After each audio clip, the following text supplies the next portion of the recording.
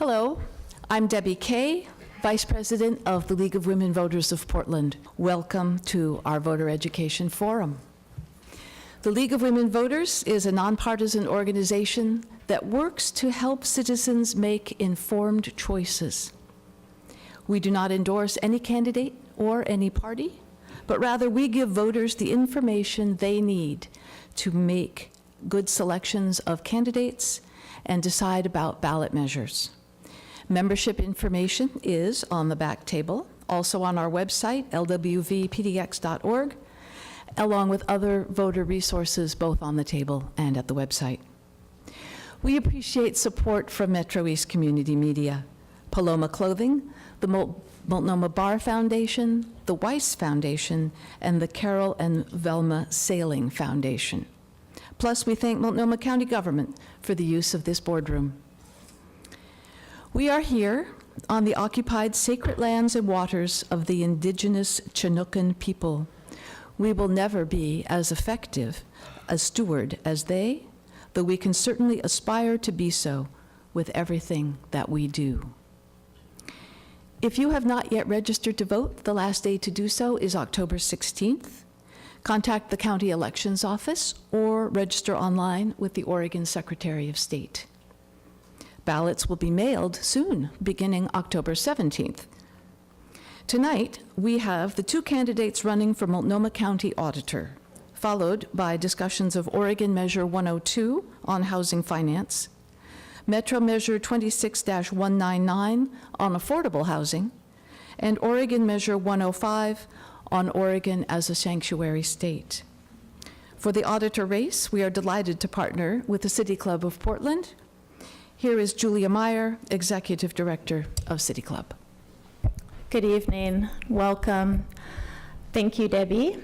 On behalf of City Club, I just really want to welcome you all this evening. And I'm really thrilled that we're partnering with the League of Women Voters on this debate. I'm also really excited about how many women are in the room, so welcome. Tonight's debate is really the perfect embodiment of the shared mission of our two organizations. And maybe no kid, though I'll be curious to hear from you two, wakes up and goes to first grade and then comes home and tells their parents that they want to grow up and be an auditor. But I think for those of us who are interested in local government, we know how important those positions are. We're lucky tonight to hear from two really outstanding candidates and really to be part of a lot of broad and rich and thoughtful debates and discussions leading up to Election Day next month. And like the League of Women Voters, City Club has a full calendar of events to help Oregonians cast their votes in November. Just visit pdxcityclub.org to learn more and to sign up. Thank you to the League of Women Voters for collaborating with us on this debate. We appreciate your thoughtful partnership tonight and really throughout the year. Now I'm going to turn it over to Linda Mather, who's going to begin the debate. Thank you. Thank you. I am Linda Mather, and I am the moderator for this evening. A few housekeeping things before we start. As indicated, this is an evening for civil discourse. We want to talk about the ideas. Only Metro East Media is authorized to record this forum. Therefore, you may not, as audience members, use any type of image or sound recording. And of course, please silence your phones. We're tight on time as always, so please also hold your applause till the end. As time allows, we welcome audience questions legibly written on 3x5 cards. They will be distributed throughout the audience as well as picked up by friendly volunteers. So if you have any questions, please feel free. Please address your questions to both speakers because each will have a chance to answer. This forum will be available for on-demand viewing from a link on our website, lwvpdx.org. And to view the forums on local access cable TV, see the playback schedule on the website. And for those of you in the audience, there's also a sheet in the back. Now, I need to pause for 5 seconds to make sure all the technology is working. And we can go. All right, so we are now going to focus on the auditor.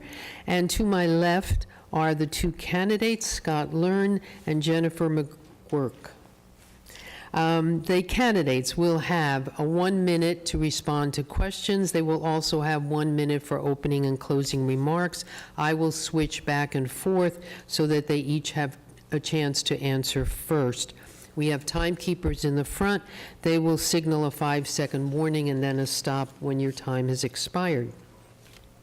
All right, we're ready to begin with the opening, and Scott, you get us started.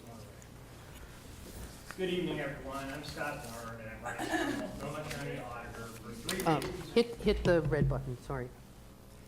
That's the one that never wants to work right. Try again. All right. Hey, that's better.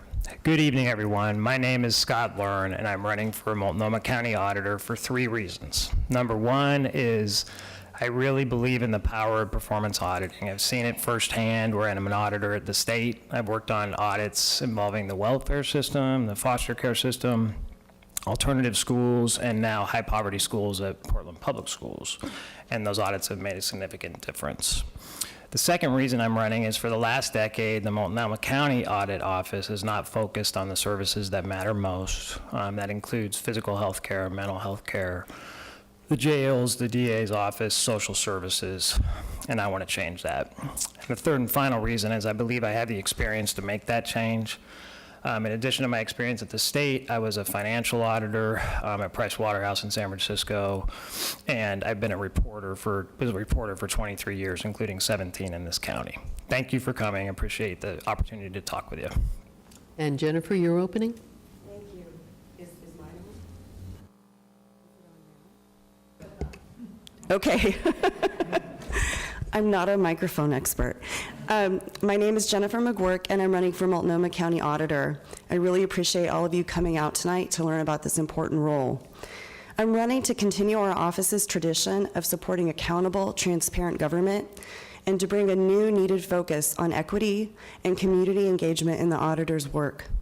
The core of the county is to provide social services, health, and public safety, and so I will prioritize those programs that directly impact people's health and safety. Let me give you an example of what I'll look at. Back in 2015, there was an audit done internally in the sheriff's office that found disproportionate use of force against people of color in our jails. Disability Rights Oregon has also come out with a report showing deplorable conditions in our jails for people with mental health issues. In one case, a man pulled out one of his own teeth. How do we prevent these things from happening, and how do we care for the most vulnerable in our community? I think we need to stand up for them. Auditing is how I stand up, and I hope you will stand up by voting for me. Thank you. Describe your management style. Okay, so mine's still on. I have managed a variety of interdisciplinary teams, mostly grant development teams that often included management, such as faculty members, program directors, people on the ground doing the work, and myself guiding them along to talk about what success would look like, how to develop and manage a budget, and look at what our outcomes would be at the end. It's very similar to what we do every day in the auditor's office. My management style is collaborative. I see myself as the auditor as being the one who's the champion for my staff, who always has their back, and who supports them to really dig into issues so that we can report back to the public on the issues that are most important to them, such as how we're paying your taxpayer dollars and what kind of results we're getting. Thank you. And Scott, your management style?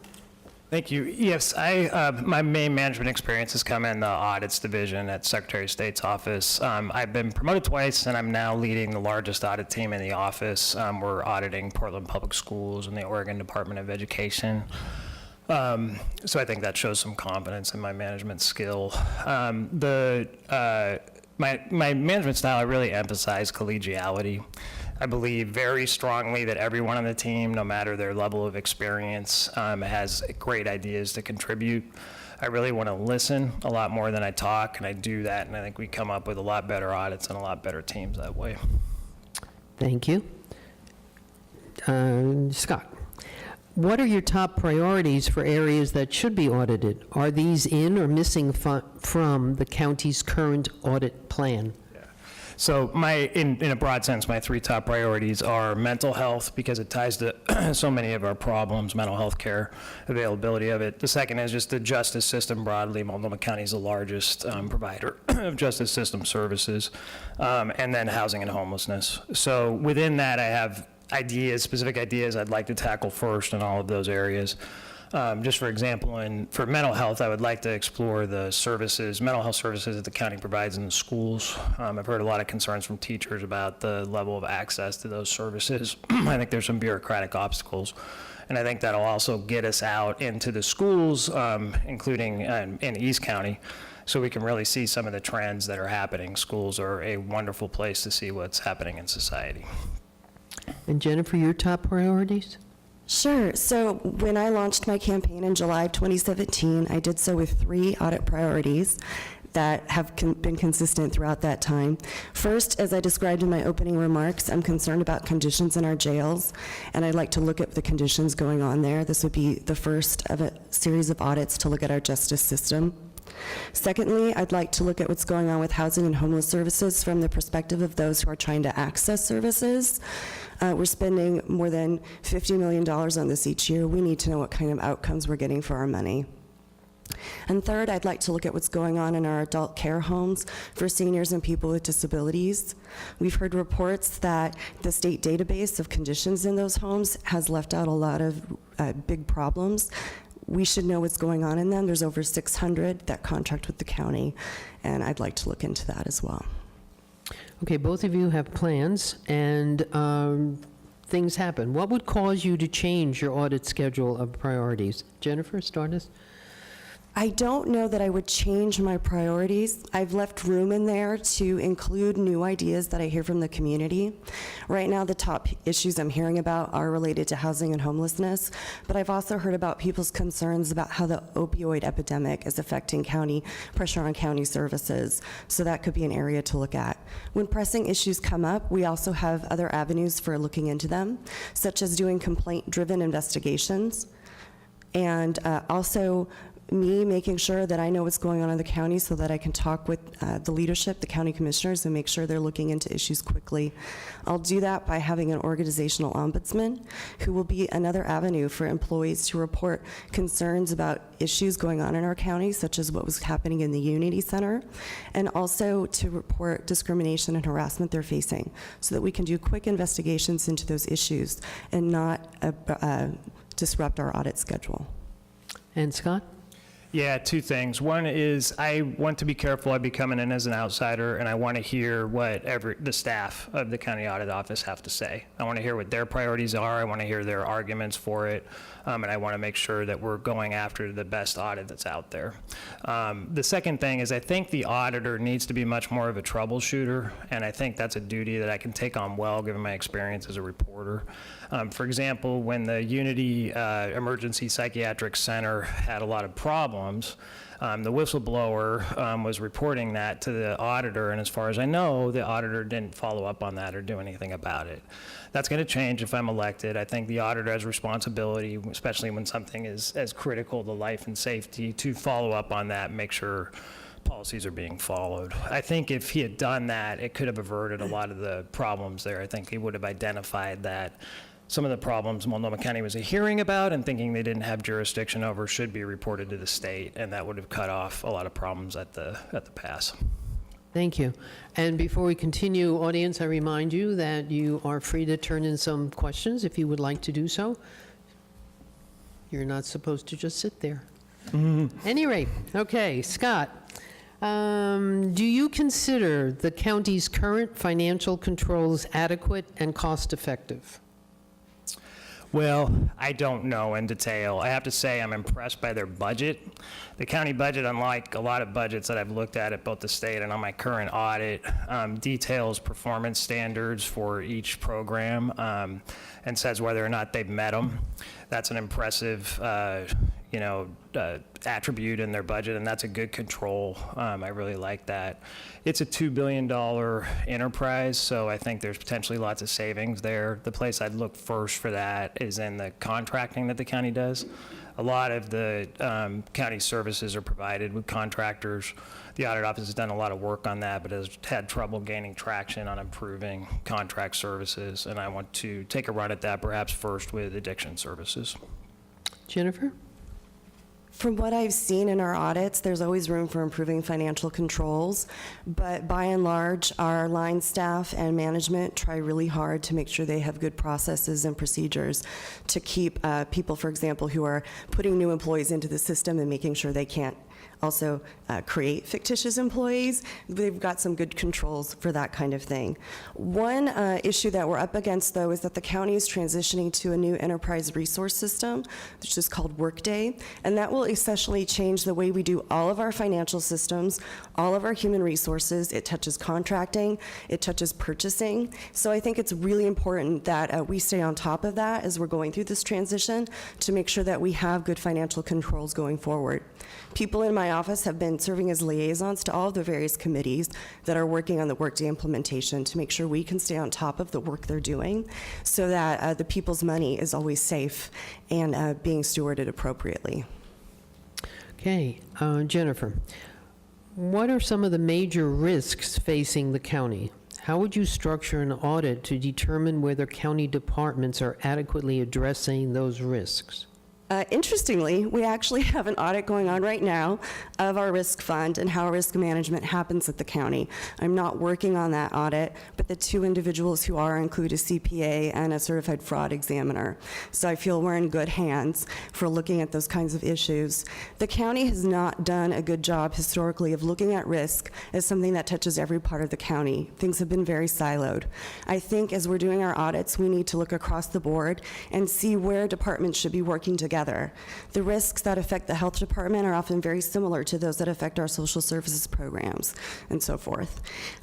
So I want us to keep a global perspective as we're doing our audits. We always look for potential risk and make sure that we're looking at things in terms of keeping the county financially safe and viable for the future.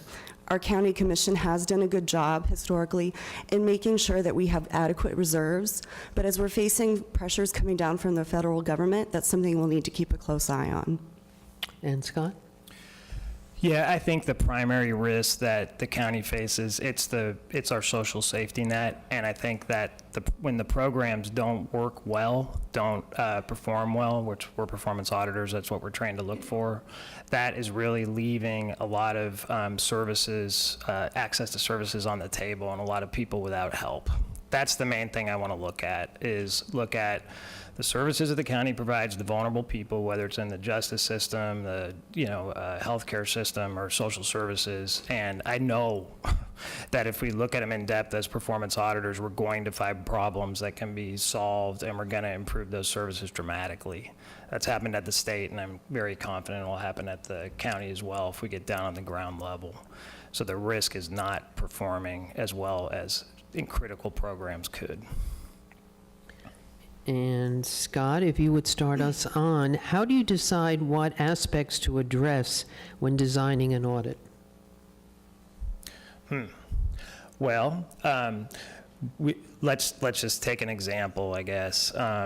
If at the state, for example, right now we're auditing Portland Public Schools and ODE. So we look at what are the areas where if we study that, we can make the biggest difference. And so at PPS, we're saying, okay, how effectively are they spending their money, and where are some potential savings that could go to the classroom? So we want to get that impact of going to the classroom.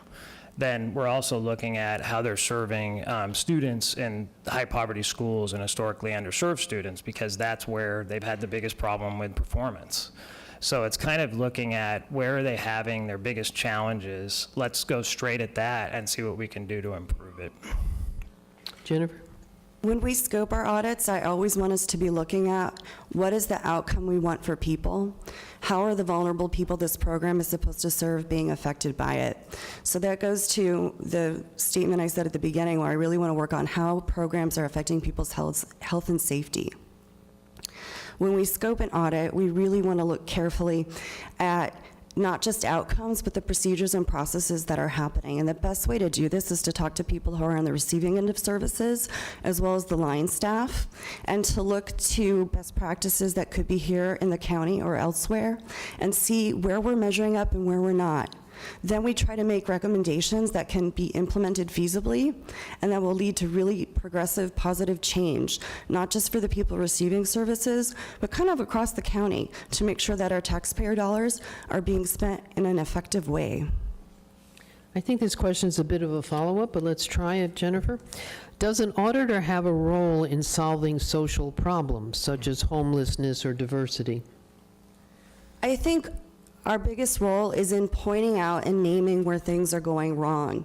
We also try to always recognize where management at the county is doing a good job as well. It's important that we praise where praise is due. But I think some of the most powerful work we can do is simply by pointing out where systems are failing so that systems change can occur. Because the issues we see aren't because one person has made a mistake. It's because the whole system needs to be reworked and improved so that it can be better for everyone. And Scott? Yeah, I couldn't agree with Jennifer more on that. I think we do need to find the problems and we do need to find solutions. I have a lot of experience doing that, both as a reporter and an auditor. As a reporter, I've looked at ESL services. I've looked at everything from the Hanford nuclear reservation to, constitutional violations of people who are getting issued citations by police on the street. As an auditor, I've looked at temporary assistance for needy families, foster care, alternative education, the state's attempt to collect $3.5 billion in delinquent debt. I've looked at a lot of big, complicated issues, found problems, and also found great solutions and recommendations along with other people on my audit teams. We've had great audit teams at the state. So that's the experience I would like to bring to the county. Okay, and Scott, how will the auditor's office change under your direction from its current status? As I mentioned in my opening statements, for the last 10 years, there has not been a focus on the ground, in-depth audits of the services that matter most. It's mainly been kind of procedural and administrative audits with some notable exceptions, including a great audit that Jennifer did on animal services. If I am elected, that's going to change. We're going to focus on the services that matter most to the clients of Multnomah County, to the taxpayers of Multnomah County, to the people of Multnomah County. And that's how I believe I have the experience to do that well, and that's what I want to do. Jennifer? If I'm elected, the office will not change in terms of personnel. I hope that everyone on the team will stay because we have an exceptional team with certified fraud examiners, CPAs, other certified internal auditors in addition to myself. But I'll bring on board an organizational ombudsman to provide another way for employees to raise issues that are happening across the county that perhaps management or people in HR have not been receptive to, so that we can improve the effectiveness of government. Because if people are at work feeling safe and like they're able to do their jobs well, it will have better returns for all of us. They'll be more effective in serving us. I will also bring an equity focus, which means I'll put an equity lens on top of all of our methodology that currently exists. So we'll always be looking at who's affected by this issue but isn't at the table. How do we make sure they're part of the conversation and the recommendations and solutions? How do we look at how this system isn't working for the most vulnerable people that our taxpayer dollars are going toward? Thank you. I think one of the difficulties for the audience, and I may be speaking for myself, is we don't really understand auditing. So could I ask you, Jennifer, to start us with what are performance audits? In my typical stump speech, I start by saying, I'm a performance auditor, and when I tell people that, they're like, what's that? So I'll give my little brief summary. We spend our days digging for facts. We do data analysis, we observe on the ground, we interview people, we research best practices, all to find out how the operation is performing and how it could do better, so that we can more effectively and efficiently spend taxpayer dollars to get real results for the people who are receiving services. The county really focuses on safety net services, so that's really what our audits focus on as well. I hope that clarifies a bit. Okay, and Scott, can you give us 101? Sure. So Another version? yeah, we kind of look at, okay, we're going in and we're auditing a program. Say we look at how caseworkers in TANF are helping their clients.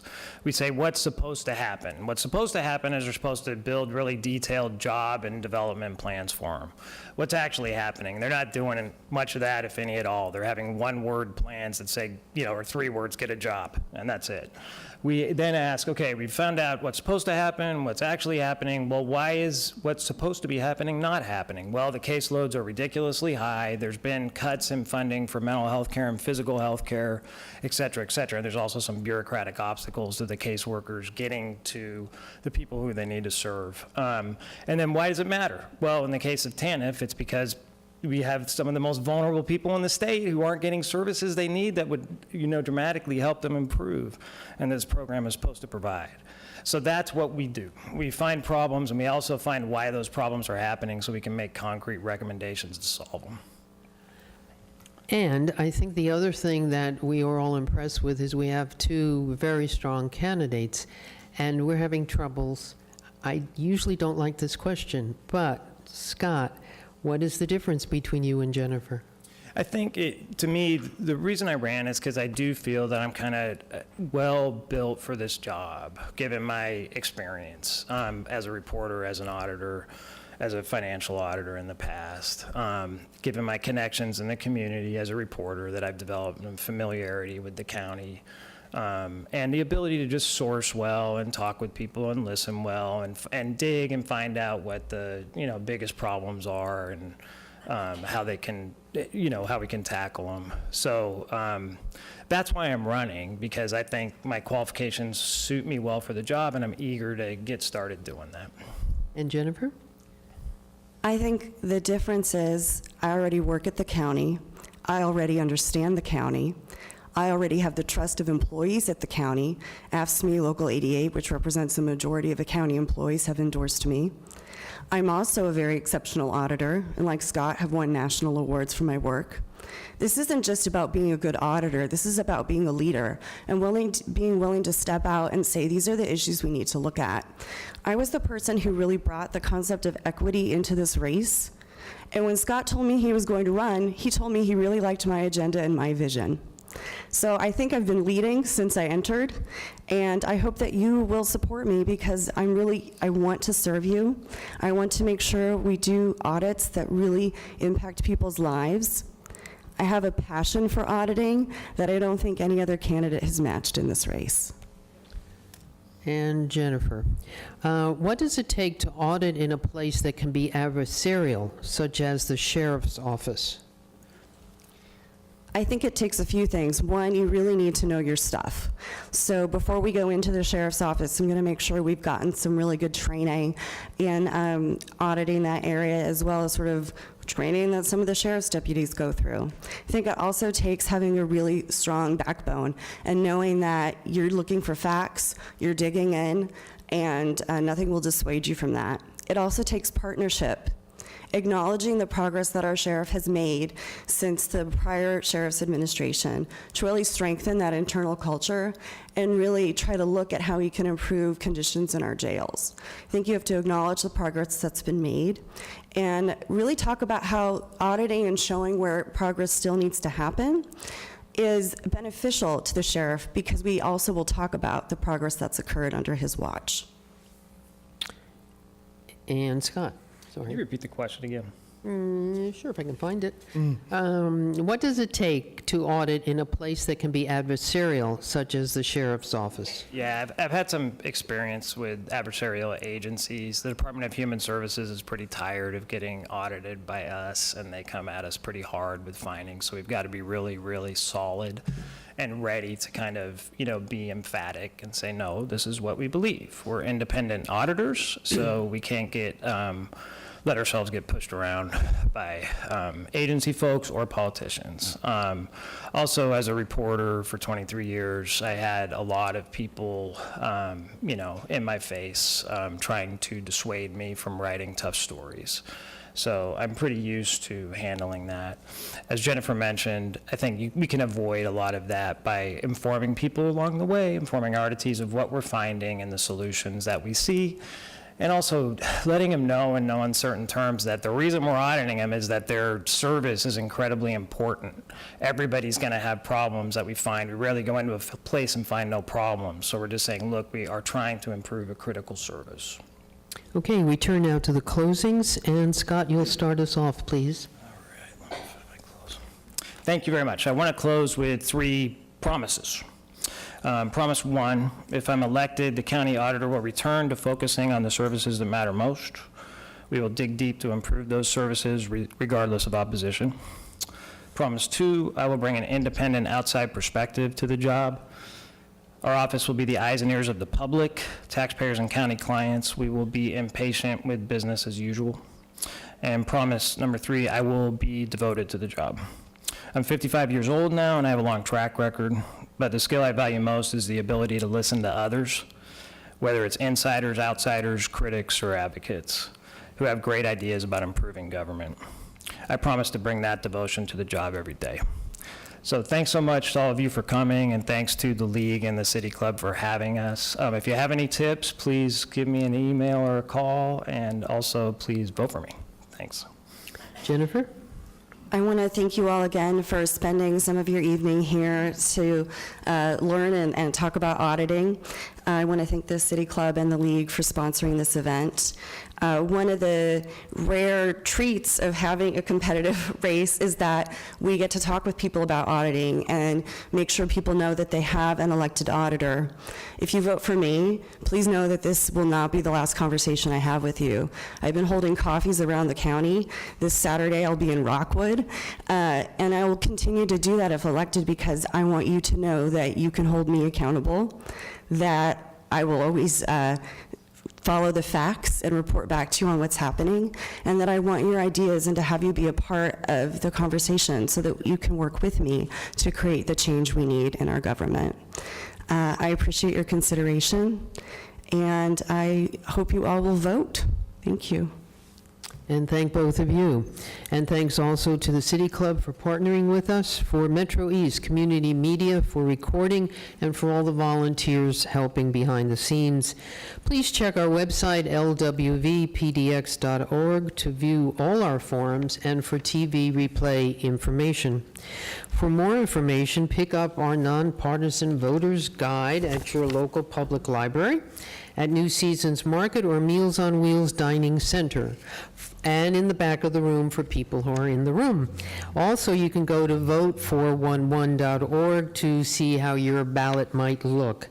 Election Day is November 6th. As in all Oregon elections, you will receive a mail-in ballot. If you don't, check with the county to make sure that your registration is current. Ballots must be mailed back early or delivered to an official drop-off site anywhere in Oregon no later than 3 p.m. on Tuesday, November 6th. Postmarks themselves do not count. Thank you for watching, audience. Thank you for being here. Please be informed and remember that your vote is very important. Do all you can to make sure that your friends, neighbors, family also vote. We will now take a short break before we turn to the one Metro issue and one Oregon issue on affordable housing. Thank you. Thank you.